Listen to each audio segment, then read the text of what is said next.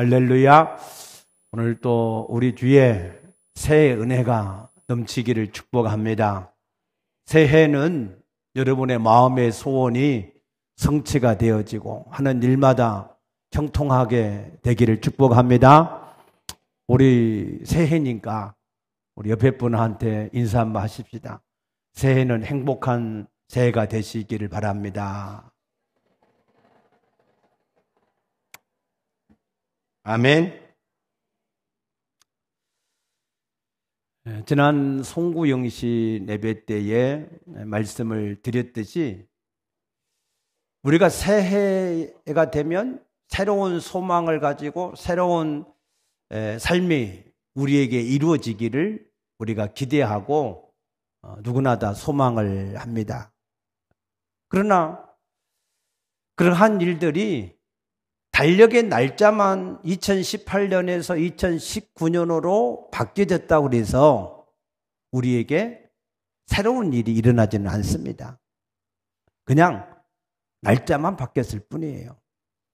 그러나 우리가 2019년에는 새로운 역사, 새로운 일들, 새로운 변화, 새로운 축복이 우리에게 임하게 되려고 하면 우리의 중심을 바꿔야 됩니다.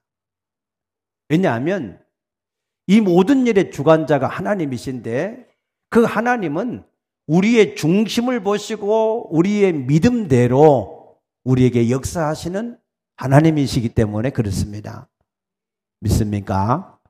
여러분 2019년에는 여러분들이 새로운 놀라운 은혜와 능력과 축복의 일들이 일어나길 소망하십니까? 그렇게 되기를 축복합니다. 그러려면 우리의 마음의 중심, 믿음을 바꾸어야 그래야 그 일들이 올해 우리 안에 이루어지게 될 줄로 믿습니다. 그러면은 그 마음의 중심과 믿음을 우리가 어떤 것을 먼저 바꾸어야 될 것인가? 오늘 본문 말씀에 보게 되면은 하나님께서 이스라엘 백성을 출애굽을 시켜서 가나안 땅에 데리고 가고자 하는 목적, 그 목적을 7절 말씀에 이렇게 말씀하셨습니다. 내 하나님 여호와께서 너를 아름다운 땅에 이르게 하시나니 그랬어요. 아름다운 땅, 구겨진 것이 없고 부족한 것이 없고 환난과 재난이 없고 은혜와 복이 넘치는 땅. 할렐루야. 영혼도 잘 떼어지고 육체도 잘 떼어지고 건강하고 가정도 평안하고 자녀도 잘 되고 사업도 잘 되고. 아멘. 그러한 삶이 여러분의 삶이 되시기를 축복합니다. 하나님은 우리를 그런 땅으로 그런 삶이 되어질 수 있도록 인도해 가기를 원하시는 것이 하나님의 계획이요 목적인 줄로 믿습니다. 하나님께서 그 아름다운 땅에서 어떠한 일들을 우리에게 이루어 주실 것이냐고 말씀하셨는가 하면은 그곳은 골짜기든지 산지든지 시내와 분첨과 샘이 흐르고 그랬어요. 시내라고 하는 것은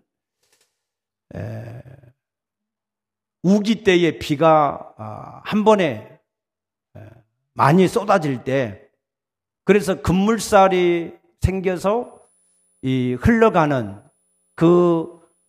이 흐르는 그 곳마다 골짜기가 이렇게 파여지는데 그것을 와디라고 표현합니다. 그런데 이 시내가 흐르는 이 물을 원어에 보면은 마임이라고 하는 단어를 함께 써서 설명을 했습니다. 그 말이 무슨 말이냐면 그 골짜기가 우기 때든지 건기 때든지 항상 물이 흘러 넘치게 하는 그러한 역사를 이루어 주시겠다는 겁니다. 믿습니까? 이른 비도 있고 늦은 비도 있고 철을 따라서 시대를 따라서 계속해서 물이 끊이지 않는 그러한 복을 주시겠다는 겁니다. 그 다음에는 분천이라 그랬어요. 이 분천은 제하수와 같은 겁니다. 땅 위에 있는 물은 쉽게 이 건기에는 마를 수가 있습니다.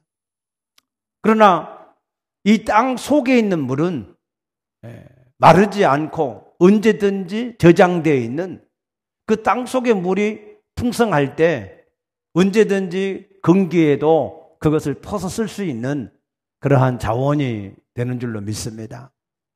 그 다음에는 샘이라 그랬습니다. 이 샘은 우물과 같은 것으로 항상 물이 고여 있는, 그래서 언제든지 필요할 때마다 쓸 수 있는 그러한 물이 가득한 땅. 농사를 짓든지 목축을 하든지 산업을 하든지 모든 일을 할 때에는 반드시 물이 필요합니다.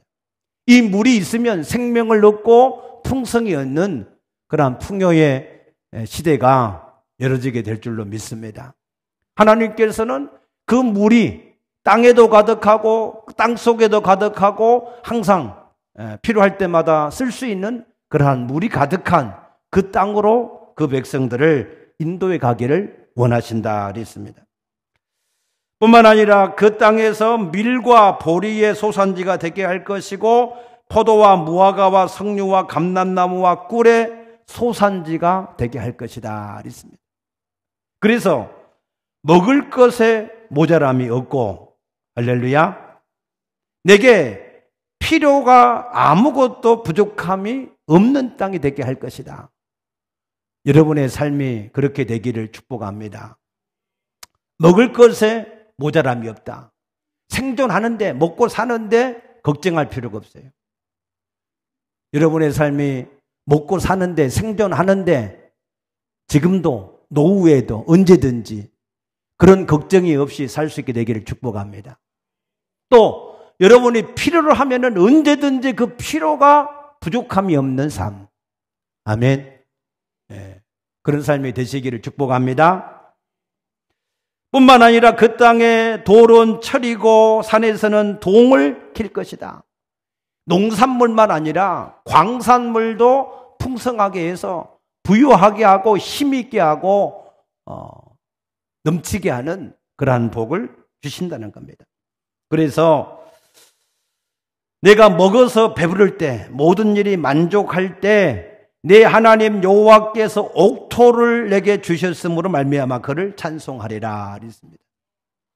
여러분의 생애가 내가 무엇이 간데 하나님이 나에게 이처럼 은혜를 베풀어 주시어서 이렇게 평안하게 하시고 부유하게 하시고 형통하게 하시는가 하는 그 마음의 기쁨과 즐거움이 넘칠 수 있는 그런 생애가 되어지기를 축복합니다. 아멘. 그보다 더한 축복이 어디에 있겠습니까?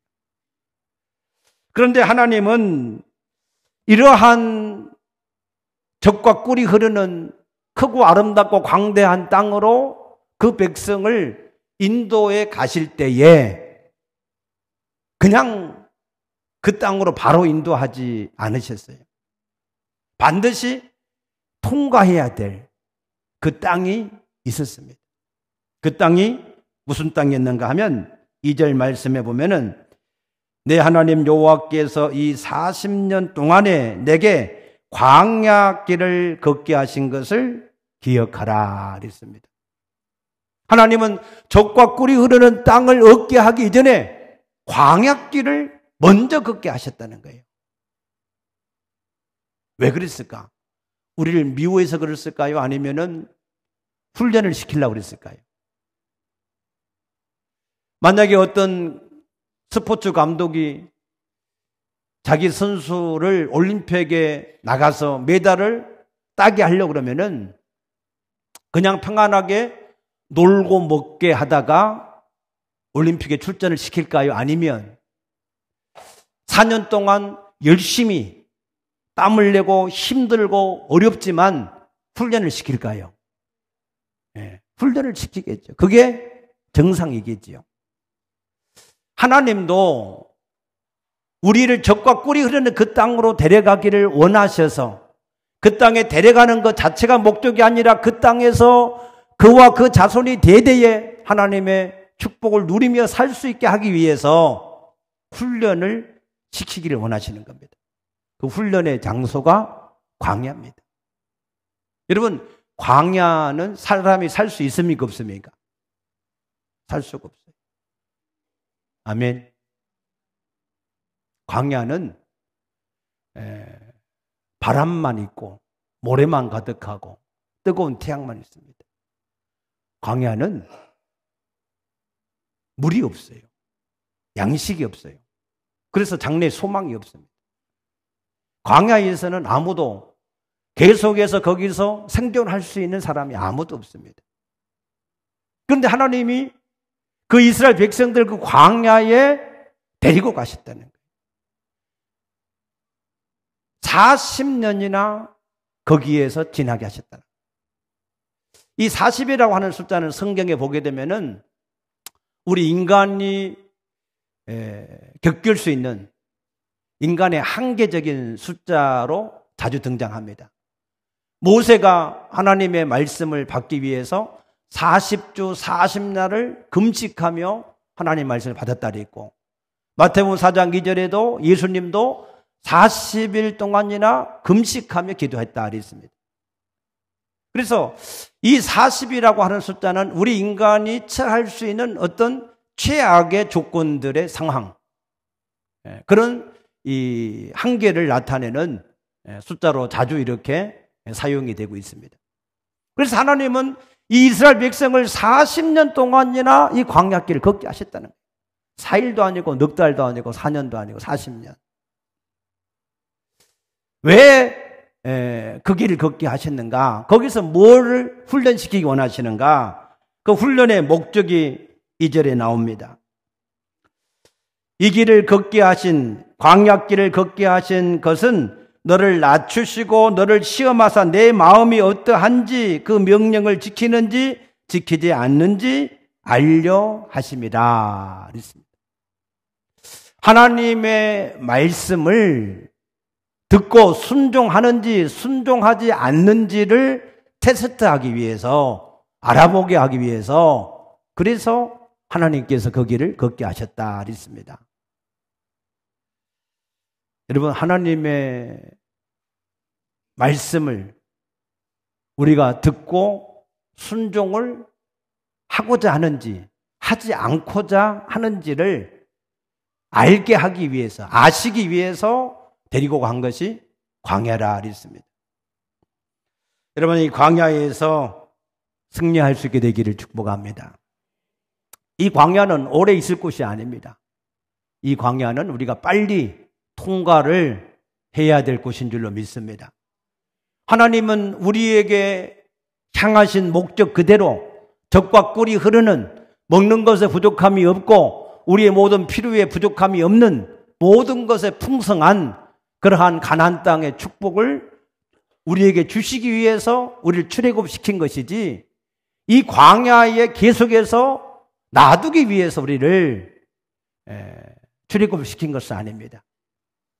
예수님은 우리 가운데 오신 목적이 생명을 얻고도 풍성히 얻게 하기 위해서 우리를 구원하셨다 말씀하셨습니다. 믿습니까? 그래서 우리의 삶은 하나님께서 주시는 생명을 얻고 하나님의 모든 풍성한 것으로 우리가 풍성하게 되기를 원하시는 것이 하나님의 뜻인 줄로 믿으시기 바랍니다. 그런데 그것을 얻으려고 그러면 우리가 이 광야를 통해서 얻어야 되는 게 있어요. 그 얻어야 되는 게 뭐냐면, 사람이 떡으로만 사는 것이 아니라 하나님의 말씀으로 사는 것을 알아줘야, 그것이 깨달아져야, 그래야 우리가 하나님 앞에서 그 가나안 땅의 축복을 누릴 수가 있다는 겁니다. 이스라엘의 대부분 사람들은 그걸 깨닫지를 못했어요. 민수기 13장 14장에 보게 되면은 이스라엘의 12지파들은 대부분 이것이 깨달아지지 않아서 그들은 광야에서 그들의 인생이 40년 동안이나 다 소멸되고 말았어요. 얼마나 안타까운 일입니까? 여러분이 예수를 믿고 생명을 얻어서 살아갈 때 계속해서 광야에서 힘들고 어렵고 훈련받고 연단받다가 인생을 마쳐버리면 얼마나 안타깝습니까? 여러분들이 생명을 얻는 데 그치지 않고 하나님의 풍성한 복을 받을 수 있는 데까지 나갈 수 있게 되기를 축복합니다. 빨리 훈련을 끝내고 하나님의 풍성한 복을 누릴 수 있게 되기를 축복합니다. 그것은 여러분 자신만을 위한 것이 결코 아닙니다. 그것은 여러분을 보고 여러분 가운데 계신 하나님을 보고 그 하나님을 믿을 수 있는 다른 믿지 않는 사람들을 위해서도 우리에게 필요한 일인 줄로 믿습니다. 우리가 계속해서 광야에서 연단받고 훈련만 받으면 믿지 않는 사람들이, 믿지 않는 형제가들이 어떻게 하나님 앞에 나올 수 있겠습니까? 우리 가운데 하나님이 함께 하셔서 역사하시는 것이 보여져야 사람들이 그것을 보고 하나님 앞에 나와서 구원을 얻게 될 줄로 믿습니다. 아멘. 박영문 장로님이라고 장로님이 계시는데 그분이 한 28년 전에 회심을 했지요. 그 양반은 깡패였습니다. 자기 아버지, 조부, 고조부, 증조까지는 다 한학자였고 다 그 지역의 유지고 선생이었습니다. 그러나 자기 형은 예수를 믿는데 자기는 예수를 안 믿는 거예요. 왜냐하면은 자기 아버지는 유학자고 한학자이기 때문에 이 형하고 맨날 싸우는 거예요. 그래서 예수쟁이 꼴보기 싫다고 교회에다 불질러 버리길 원하고 늘 그렇게 살았는데 그래서 자기가 감옥에 한번 갔다 오니까 자기 와이프가 도망가 버린 거예요. 애들은 다 자기 친정에 맡겨두고 와이프는 종족을 감춰버렸습니다.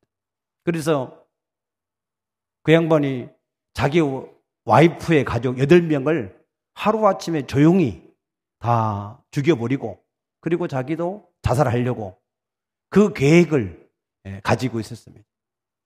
그래서 그 계획을 가지고 실행하려고 하니까 가장 생각나는 게 자기 어머니가 생각나서 그래서 고향에 가서 어머니를 한번 뵙고 그리고 마지막으로 그를 남겨놓고 열차를 타고 다시 서울로 와서 자기 와이프 가족을 다 전멸을 시켜버리려고 그랬습니다. 그런데 갑자기 하늘에서 빛이 비추더니 그래서 금마차가 내려오고 그 금마차 옆에 천사들이 타고 있고 자기를 태우고 가서 천국과 지옥을 다 보여주는데 천국에 말할 수 없는 그러한 이 모습들.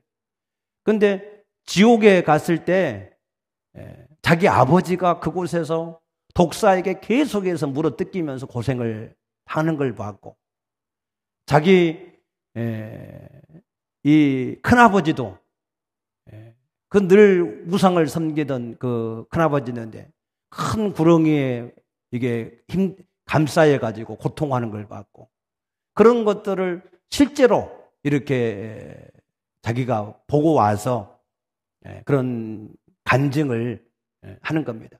그래서 그가 왜 예수 잘 믿는 사람들도 있는데 왜 나한테 예수 안 믿는 나한테 이런 것을 보여서 그래서 이렇게 이것을 증언하라고 하십니까? 했을 때 예수 잘 믿는 사람들이 말하면 안 믿으니까 예수 안 믿는 너같이 깡패 같은 너 같은 사람이 천국과 지옥의 실제를 내가 보고 가서 간증을 해야 그래야 사람들이 믿을 수 있다. 그래서 그것을 보여주고 그것을 간증하게 하셨다는 겁니다. 여러분 천국과 지옥이 있습니까? 하나님은 우리를 가나안 땅보다 더 좋은 천국, 왜 그곳이 천국입니까? 우리의 사랑의 하나님 아버지가 계시니까 그곳이 천국인 줄로 믿습니다. 그래서 그곳으로 우리를 데리고 가시기 위해서 우리를 광야와 같은 이 땅에 살게 하신 겁니다. 그래서 이 광야 같은 이 땅에서 우리가 살아갈 때 이스라엘의 대부분의 사람들은, 출애굽한 백성들은 그 하나님을 믿지를 않았어요. 믿은 사람이 딱 두 사람이 있는데 그 사람이 여호수아와 갈렙이었습니다. 왜 이스라엘 사람들은 그것을 믿지 않았을까? 그 이유를 민수기 14장 11절에서 이렇게 말합니다. 우리 한번 찾아보십시오. 민수기 14장 11절 말씀 보면 여호와께서 모세에게 이르시되 이 백성이 어느 때까지 나를 멸시하겠느냐? 내가 그들 중에 많은 이적을 행하였으나 어느 때까지 나를 믿지 않겠느냐? 이 사람들은 하나님을 믿지 않은 사람들이었어요. 무엇을 믿지 않았느냐? 하나님께서 적과 꿀이 흐르는 그 땅으로 인도를 해 가신다 하셨는데 그것을 하나님께서 이루어 가실 것을 믿지를 않은 겁니다. 그래서 그들은 13장 32절에 보게 되면은 이스라엘 자손 앞에서 그 정탐한 땅을 악평하여 이르되 우리가 두루 다니며 정탐한 땅은 그 거주민이 삼키는 땅이고 거기 모든 백성은 신장이 장대한 자들이다. 우리는 스스로 보기에도 메뚜기 같으니 그랬어요. 그러니까 이 출애굽을 하고 광야에서 소멸이 다 되어진 이 사람들은 어떻게 살았느냐면 하나님께서 광대하고 위대하고 젖과 꿀이 흐르는 땅을 주신다고 그랬는데 우리가 가서 그것을 이루어야 된다. 우리가 그것을 정복하고 우리가 그것을 차지해야 된다라고 생각을 한 겁니다. 그러니까 그 가나안 땅에 있는 사람들과 자신들을 비교해 볼 때 불가능해요. 그들은 안악자손이고 거인이고 무기도 철병거를 가졌고 안 됩니다. 그들은 장대하고 우리는 메뚜기 같다 그랬어요. 그런데 이 여호수아와 갈렙은 어떻게 해서 그 하나님을 믿을 수 있었느냐? 민수기 14장 9절 말씀 보게 되면은 8절 말씀부터 보면은 여호와께서 우리를 기뻐하시면 우리를 그 땅으로 인도하여 들이시고 그 땅을 우리에게 주시리라. 아멘. 자기들이 그 땅을 차지하는 것이 아니라 하나님께서 그것을 우리에게 얻게 하시는 하나님이시다. 아멘입니까? 그래서 이걸 우리가 잘 깨달으셔야 됩니다. 우리가 신앙생활을 할 때에 가장 중요한 것은 하나님께 우리가 순종하는 일인 줄로 믿습니다. 순종하지 않으므로 에덴 동산에서 모든 문제가 시작되어졌고 예수님은 순종함으로 우리 모든 문제를 해결하는 구세주가 되셨습니다. 그래서 우리도 하나님 앞에 우리의 신앙의 젖과 꿀이 흐르는 하나님이 우리에게 약속하신 그 땅의 축복을 누리기 위해서는 우리가 반드시 순종을 배워야만, 그래야 우리가 그 땅에 들어가서 그 축복을 누릴 줄로 믿습니다. 그런데 이 순종을 하기 위해서는 우리가 그것을 하려고 하면은 우리는 순종할 수 없습니다. 내 능력도, 형편도, 물질도, 건강도, 환경도 우리는 안 된다. 못한다는 거예요. 그러나 여호수아와 갈렙같이 하나님이 그 일을 이루신다. 하나님이 그 일을 할 수 있게 하신다. 믿습니까? 그러면 우리가 순종할 수 있는 거예요. 내가 하는 게 아니라 하나님이 하신다는데. 아멘입니까? 그것을 경험할 수 있도록 데리고 간 것이 광야라는 거예요. 광야. 광야는 우리 힘과 능으로 도저히 생존할 수 없는 그러한 환경이고 여건입니다. 그런데 하나님이 그것을 생존하게 하셨다는 거예요. 그 증거가 4절 말씀 보니까 이 40년 동안에 의복이 헤어지지 아니하고 발이 부릅뜨지 아니하였다. 아멘. 자기들이 한 게 아니에요. 하나님께서 하셨다는 거예요. 모든 일은 하나님이 하셨다 하는 것을 깨닫게 하는 것이 광야의 생활입니다. 여러분들이 구원을 받으셨습니까? 주 안에 있습니까? 주님이 함께 하십니까? 그러면 이제부터 여러분의 모든 삶을 하나님께서 친히 이루어 가시는 것을 믿으시기 바랍니다. 그래서 내가 하는 게 아니에요. 출애굽기 14장 14절에도 오늘날 너희는 가만히 있어서 여호와께서 너희를 위해 싸우시는 것을 보라 그랬습니다.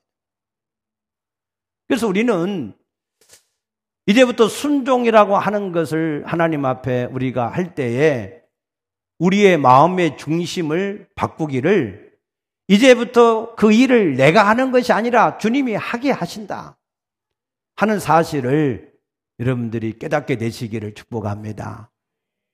그래서 2019년에는 순종이 되어지는 삶. 아멘. 우리 2019년의 표어가 무엇이죠? 말씀에 의지해서 순종하는 신앙생활. 아멘. 네. 말씀에 의지해서. 내 생각이 아니에요. 내 모든 이론과 생각은 내려놓고 여러분 자신의 모든 이론과 생각을 접어두고 말씀에 의지해서 순종하는 신앙생활. 아멘.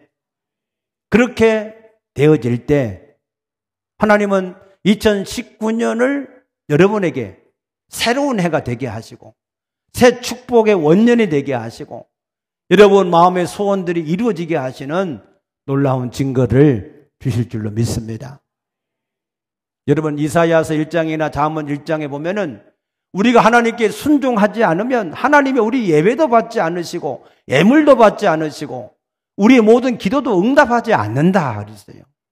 우리가 하나님께 먼저 순종할 때 하나님이 우리 예배도 받으시고 예물도 받으시고 우리 기도도 응답하시는 줄로 믿으시기 바랍니다. 믿습니까?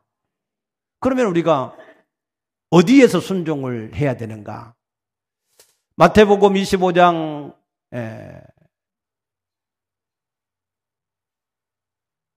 비유에 보게 되면은 양과 염소에 대한 비유가 있습니다. 양과 염소에게 똑같이 말씀하셨어요. 너희는 내가 줄일 때에 먹여주었고 갇혔을 때 돌아보았고 병들었을 때 돌아보았고 헐벗었을 때 입혀주었고 너희가 다 내게 하였다라고 말씀하십니다. 그때 의인들은 주여 우리가 언제 우리가 주님께 그렇게 하였습니까? 그랬고 악인들은 우리가 언제 그렇게 안 했습니까? 라고 대답을 했습니다. 그때 예수님은 이렇게 말씀하셨어요.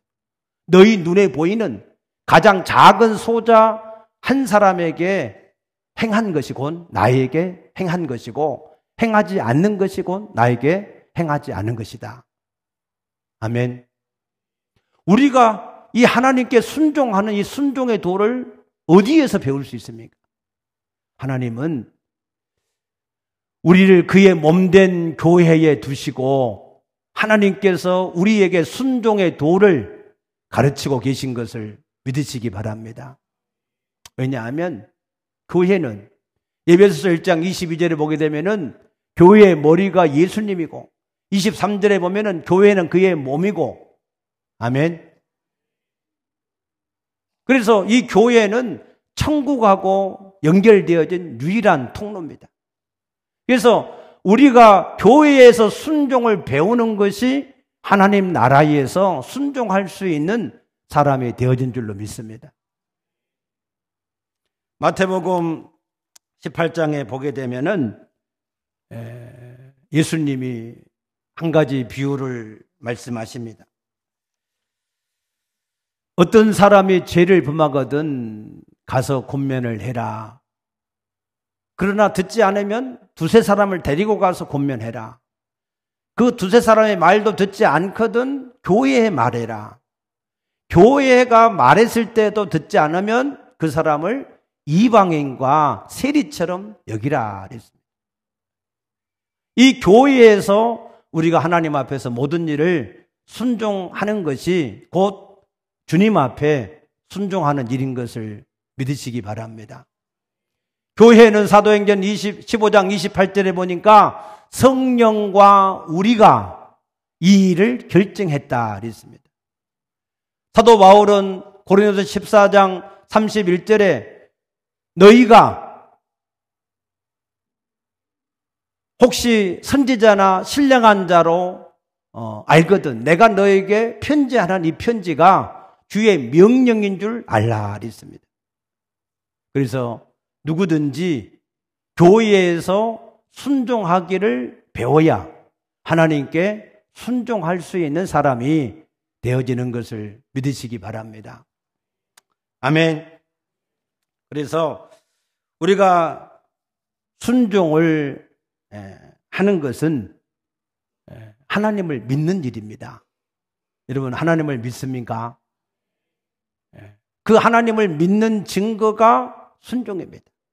그래서 하나님께서 이 광야에서 아무도 생존할 수 없는 그 광야에서 그 백성을 40년 동안 두시고 그들이 생존할 수 있도록 자기들의 힘과 능으로 그들이 사는 것이 아니라 하나님의 능력으로 사는 것을 깨닫게 하기 위해서 이 순종을 하나님께서 그들에게 가르치기를 원하셨습니다.